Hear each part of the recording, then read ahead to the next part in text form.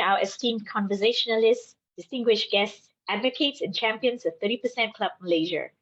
Welcome to the fourth edition of the 30% Club Malaysia's Diversity, Equity, and Inclusion, also known as DEI Conversation. Our theme today is Climate Action Powered by DEI, harnessing the power of DEI and nature-based solutions. Throughout this event today, there will be three conversations. The 30% Club Malaysia is part of a global campaign led by chairs and CEOs taking action to increase DEI at board and senior management levels. Since our establishment in 2015, we have been on a DEI journey with key stakeholders to increase the representation of women on the boards and management of Malaysian PLCs. We are pleased to say that at October 2022, women representation on the boards of the top 100 Malaysian public listed companies stands at 29%, 1 percentage point away from reaching the 30% pivotal point. In addition, as of October 2022, women occupy 20.5% of total board seats of companies listed on Bursa Malaysia. Currently, there are no all-male boards in the top 100 PLCs. This is a very significant moment for DEI in corporate Malaysia. Ladies and gentlemen, when we think of the word sustainability, we think of efforts that support and maintain our environment. However, sustainability has three pillars: environmental, economic, and social. Getting the balance right between all three is central to true sustainable development. Diversity and inclusion can strengthen each of the components of ESG. Without further ado, allow me to introduce Dato Ami Moris, Chair, 30% Club Malaysia, and CEO, Maybank Investment Banking Group, to get these conversations started this afternoon. Thank you, Jacinta, for the very warm welcome, and it's great to see all of you. So at the upcoming COP27, or the UN Climate Change Conference, the goal is to secure the political will to speed up and scale up climate actions. So for the next 120 minutes, we will be in conversation on how DEI can power up the speed and scale of climate actions. But before we begin, I would like to share 3 data points to form the basis. First, I believe for most of us, we are aware there is a real business case for practicing strong ESG. And within ESG, of which DEI is a key emerging component. In a Maybank research study, for example, companies with low ESG risk scores within the universe of Maybank's research coverage, we discovered that the universe delivered 8.3% annualized returns over 5 years to mid-September 2022, compared to only 1.6% for the MSCI Malaysia Index. So this is very much contrary to popular belief, and in fact, doing ESG well does pay. The second basis to really understand how DEI can power up the scale and the speed of climate action is that, based on the report by Oliver Wyman, women are the most likely change makers for climate action. 40% of total global wealth is held by women, and women are more likely to consider ESG in investments. Secondly, 2/3 of global household spending is controlled by women, and 75% of women consider environmental impact in their purchase decisions. And the last point that I would really like to share is that less than 2% of global climate investment was gender tagged in 2021, leaving women, basically the crucial stakeholders in the fight for our climate, oftentimes without a voice in international dialogue and policy setting conversations. When we step back, right, what we can actually say is that climate and diversity may have distinct challenges of their own. However, there are very notable similarities. Both have social and business impact, and each are a source of imminent pressure for companies from multiple stakeholder groups, including investors, employees, governments, and clients.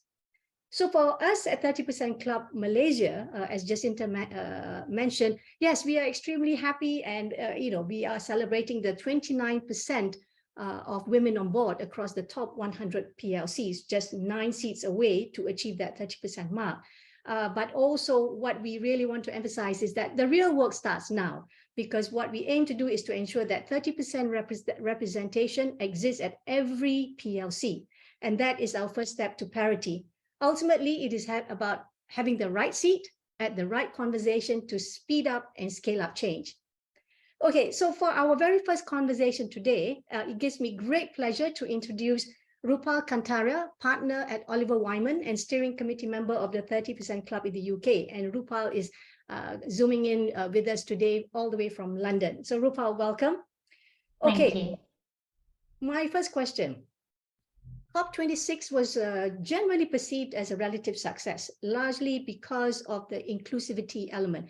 It saw high participation of civil society, NGOs, community voices, as well as the multiple commitments that were announced. And this included the Glasgow Women's Leadership Statement, calling for countries to support the leadership of women on climate action at all levels of society and public. And Oliver Wyman, yourself included, you've done a lot of work on sustainability and DEI, and tremendously presented at COP26 last year, together with the 30% Club UK, a report on the nexus or the connection between climate action and DEI. So a two-pronged question from me.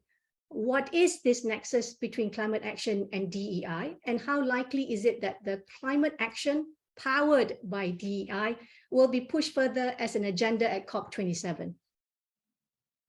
Thank you. Thanks, Amy. Well, thanks for having me, and congratulations to you and to the Malaysian chapter for the work that you're doing. It was great to see on the upfront video.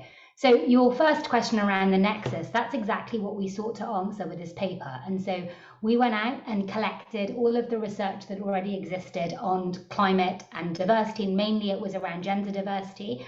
And there was a variety of studies. There's one out last week by the ECB that said there's a correlation: more gender diversity at organizations results in better climate outcomes. With our own analysis, and Oliver Wyman's a very analytically rigorous firm, so we ran hundreds of different statistical correlations. What we found was there was a correlation. It was statistically not that strong, but that actually the debate around does greater gender diversity result in better climate outcomes, or is it the reverse, or is there third factors that are influencing both, was sort of a bit of a red herring. And actually what was more important was thinking along the lines that there is value in thinking about these two challenges together, as you alluded to in your introduction, that these challenges have similarities both in the nature of their challenge and also in the nature of their solution. So we know that you need passionate leadership from the top. We know that you need data, targets, metrics, but that in themselves that's not enough. We know that you need to engage with the whole stakeholder group panoramically, not just your employees, but your suppliers, your investors, etc. But what we find is that typically these things are thought about totally separately by all different groups. You know, you have your gender discussions and then you have your climate discussions. And we see that manifest, for example, with the investor population. They might ask for specific criteria that an organization is focused on in terms of gender diversity, and then separately in terms of climate.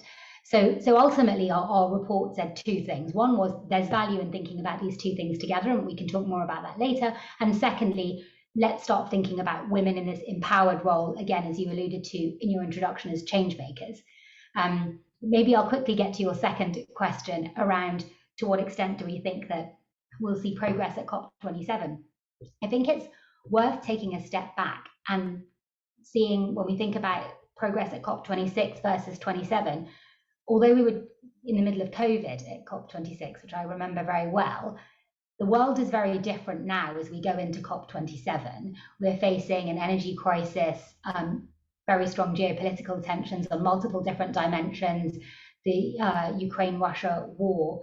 And so I think making climate progress, even regardless of powered by DEI or powered by anything else, is really critical now. And many of us who care passionately about climate action and see the importance of it are really leaning in very heavily to ensure that there is progress on climate at COP27.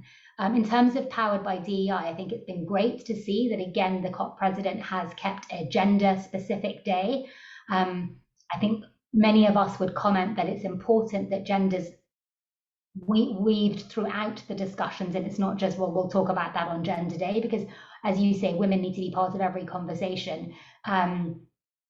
Secondly, I think that there are a number of different organizations. She Changes Climate is doing a lot of work, open letters calling for action, calling for 50-50 representation in leadership in the COP presidency, and also amongst the minister visits, which we haven't seen. And there's some great pictures which perhaps this group can share in the Oliver Wyman report. I remember it's page 4, but of the delegation, and you'll see that it's pretty male in its makeup.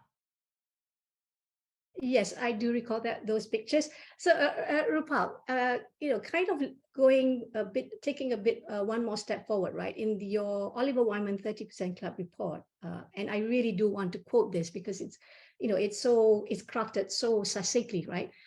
It says that progress in both diversity and climate action remains glacial. The challenges are large and complex, and pertinent data are often lacking. Potential solutions do share several characteristics, in particular, the scale of action required. Both areas require a mindset of imagination to conceive of a world in which norms are fundamentally different from those that have prevailed until now. So my question to you is, how do we as a collective today enable, galvanize the mindset of agency required for women to take up the call of leadership in climate action? And also as a corollary of that, to shift the narratives, of women as victims to women as drivers? Yeah, it's a great question. I think it's well answered with some examples. So when we think about putting women into leadership positions, it isn't about putting a woman into a leadership position that sort of looks like a man, that has basically taken the path of a man. It's really about thinking about leadership in a much broader way. And that's the way that we'll get the benefits of diversity as well. And so it's not just about getting women to take up the call to action. It's really about changing the entire environment, the entire culture of an organization and beyond. And similarly, when we think about climate action, it's not just about, switching from petrol or diesel to an electric car. It's actually about changing the way that you move. So it's about walking more, cycling more. So really, I think it's about a behavior shift of everybody in society, rather than a sort of fix the women mentality of, how do we get the women to step up? And let's, and these things are important, mentoring and sponsoring women, but we equally need to work with other factions of society, which includes men. And likewise, I think on climate action, it's not just about those that care about climate, it's about working with everybody around behavior change. Yeah. So, and I guess you have mentioned it yourself, right? The interesting thing is that both diversity and climate are definitely top priorities for CEOs and boards within the bigger conversation, within the bigger framing of the Sustainable Development Goals, ambitions, and opportunities. But yet, very few have really considered how to link the two strategic imperatives, so in order to accelerate their own SDG achievements. So, I noticed that there was also a question in the chat box, right? Basically, the question is really, so how can businesses support the adoption of a gender-just climate change approach? What tangible action initiatives can we actually roll out, and what toolkits could we call upon? Great question. And it's exactly the question that I and colleagues have been addressing as part of the Women in Climate Finance Action Group. And this is an action group that was started by Amanda Blanc, who's the CEO of Aviva, and an incredible role model and leader who's really pioneering change, not only in her organization, but more broadly in society. And she gathered together a group of senior leaders and said, we know that there's going to be lots of private climate finance that's needed to drive this transition. How are we ensuring that this has a gender lens? And this group in COP26 had a number of different calls to action, including women's financial inclusion, greater representation in climate finance groups, that since then has really worked to develop a toolkit that private sector organizations can really use. And what they've found so far, what we found so far, is that there's a plethora of different reporting frameworks, but they tend to be for climate or gender only. And that particularly when we think about gender in the private sector, we tend to think only about leadership in terms of representation of women on board and excos, whereas actually if you look at the public sector, government gender frameworks, and also the third sector, charities, they think much more holistically. So thinking about, for example, representation of women in your customers, how well are you serving women as customers? To what extent are you buying from the chain of women through your supply chain? So the work this group is doing, so first of all, we have an open letter, a call to action to the private sector to really sign up and agree their commitment to driving a greater gender lens on climate finance. And so that can be shared perhaps as part of this webinar. I really would love to have all of the organisations represented take a look at that letter and see, is this something we really believe in, and can we sign up to this open letter, which really calls for greater intersection of gender balance and climate finance in your climate action. And watch this space, because the Oliver Wyman team, along with an organisation called Gender Smart and the Women in Climate Finance Action Group supported by Aviva, will be producing a toolkit by the end of the year, which will help investors think about how do you apply both of these lenses together. Awesome. So that's the combined lens of climate action and DEI, right? So there's a question in the chat box also about how should we assess how men are responding to such plans? I'm not sure whether there's any, I mean, has Oliver Wyman done any specific study, to kind of gather, should we gather, or is the male voice pretty much prevalent everywhere that we don't need to do any further kind of survey on it? I think it's an absolutely brilliant question. I think we do need to do a survey on it. And there is some there's some fantastic research that doesn't seem to be well known. And it's in the Academy of Management Journal. And it says that when women and people, well, it says people of colour, so I'd have to interpret that how you will, speak up about diversity and inclusion, that they are considered less effective in their day jobs. So somehow people make that leap in their mind, and it's been quoted in Harvard Business Review and other peer-reviewed publications. So I think it's absolutely imperative that men speak up, and I think too often we inadvertently let men off the hook, or men feel disempowered to speak up about gender issues. They're okay to speak about other things, but they feel uncomfortable perhaps talking and fighting the cause for women. So I think we do need to do a lot more to encourage men to speak up. We know that leading organisations link remuneration targets for senior leadership to their work on diversity, inclusion, equity. But I think your idea, or whoever idea, to really actually measure it, we know that what gets measured gets managed is a great one. And so to all the men on this call, we need you.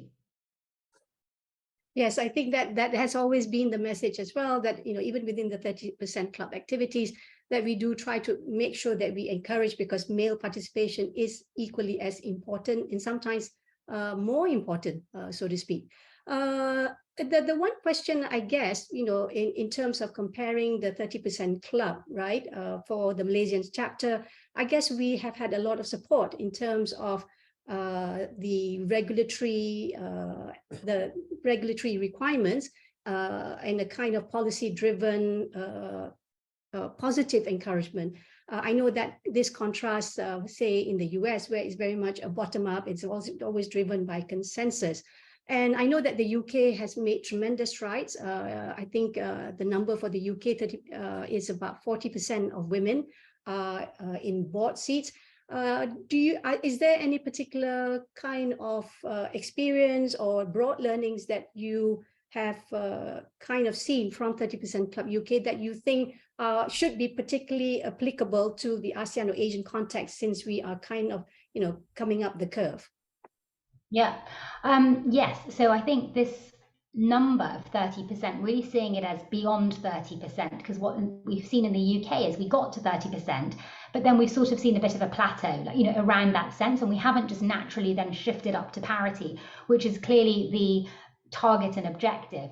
And so what we found is that there's still further work to be done. The role of the regulator is critical, and in particular that, as well as focusing on boards, we need to really think about executive positions. Often the executive positions as well, female representation tends to be in the business roles, so in sort of marketing, HR. We're seeing a lot of female representation in the sustainability space. So we found that we need to focus on executive committee level and also the pipeline. And in particular, we tend to see that leaky pipeline in sort of mid-career crisis, as Oliver Wyman has called it.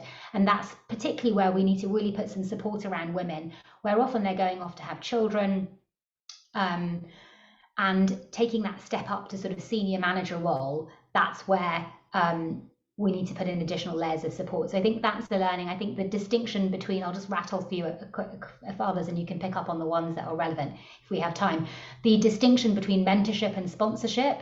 The 30% Club has a fantastic cross-company mentoring scheme run by Moving Ahead, but really having sponsors understand that sponsorship is about really taking your sponsoree and pulling them up an organisation and putting your own political capital on the line, which is very different from having a sort of a general like guidance chat, as it were.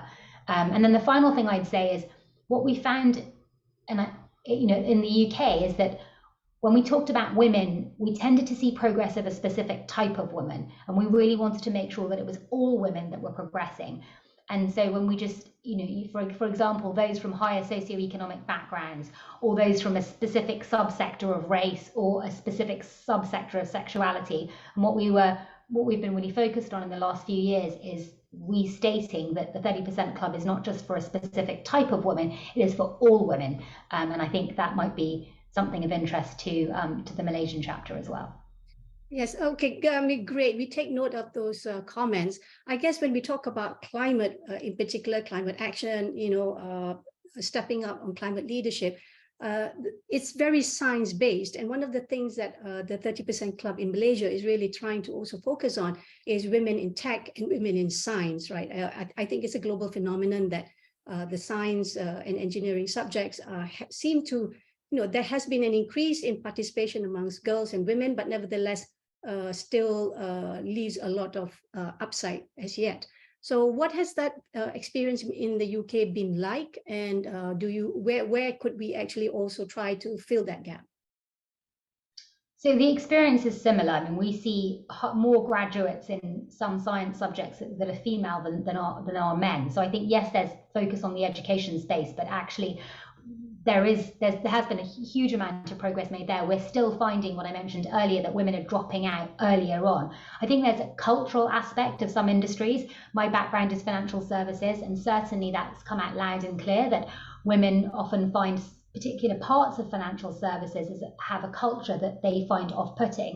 And I think perhaps that's true of STEM. I think as these industries become more purpose-driven, that's very appealing for women. Women want to work typically for organisations, sectors that are really driving positive change. We see that women are much less well represented in the highest emitting sectors, transport, heavy industry, etc. And there's a question around, where that actually comes from. But I think one thing that we as a team were batting around internally this week that I think would be a great idea for supporting women in STEM and in these industries, and particularly in climate science, is when we think about investing in climate organizations, we don't just invest in the green organizations. Investors are engaging with the browning industry saying, what's your plan? We realize we can't just leave the heavy emitting companies to it and say, we're not investing in you, we walk away. That's actually more dangerous. We need to work with you to engage on your J curve. Similarly, why don't we take that approach on gender? Why aren't we saying that with our climate finance, you may not have a gender plan at the moment, but what is your plan to ensure that you're thinking about women, both in terms of how you're upskilling women, how this infrastructure project, for example, might displace women, but not just your gender friendly or your gender unfriendly, but let's start an engagement plan in terms of what is your J curve to supporting women in your climate finance investments. Awesome. So I have 1 to 2 minutes to do a quick wrap up, Rupal. So maybe what I kind of feel that what's important for the audience to take out is perhaps 3 things. Firstly is that proposition that climate change is neither gender neutral, nor is it unidimensional. Yeah. So what we need to do is really put diverse and inclusive voices at the table. We know that when we have this, it will deliver breakthrough solutions that are more likely to be accepted and, more importantly, designed for a wider universe of stakeholders and communities. Secondly, cannot say or emphasize it more, embedding DEI at the core of strategy can also, as you've mentioned, ultimately lead to new insights and markets. Oliver Wyman has greatly emphasized this. If I may say so, a lack of diverse and gender-balanced leadership could in fact have led to the glacial pace of action around both climate change and DEI. Last point as a takeout, perhaps, is that by recognizing the role of women as change makers and leaders, companies can really speed up the race to net zero. As Oliver Wyman studies show, women are more likely change makers for climate in economic areas, from corporate leadership to product development. So any last word from you, Rupal? Brilliantly summarized. Thank you, Amy. Thanks for your leadership in Malaysia and all the great work that you're doing. Thank you. Thanks, Rupal. And we will definitely have to meet in person sometime in the near future. So with that, let me invite my colleague, the our head of sustainability research, Jigar Shah, to help moderate the next conversation, which is about growing money on trees, advancing nature-based solutions. Over to you, Jigar.